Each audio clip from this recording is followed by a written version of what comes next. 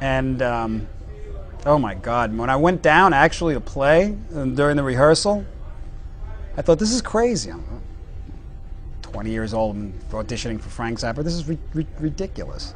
But I went down, he told me to learn all these songs, and of course he pulled all these songs that I didn't know, you know.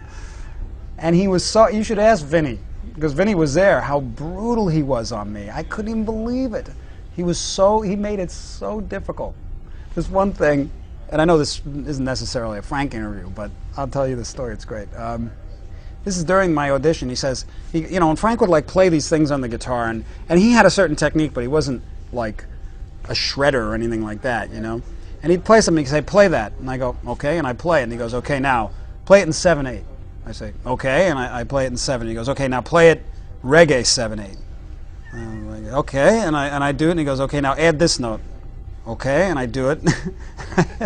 Playing reggae 7/8, and I'm adding these notes. He goes, okay, add this note. And it was impossible. It just was physically impossible, not just for me, but for anybody. You know, I said, oh, I can't do that. And he goes, I hear Linda Ronstadt is looking for a guitar player. That's classic. Give me an impossible thing, you know.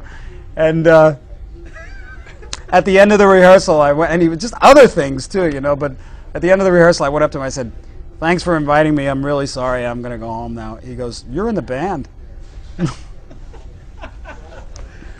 And I hugged him.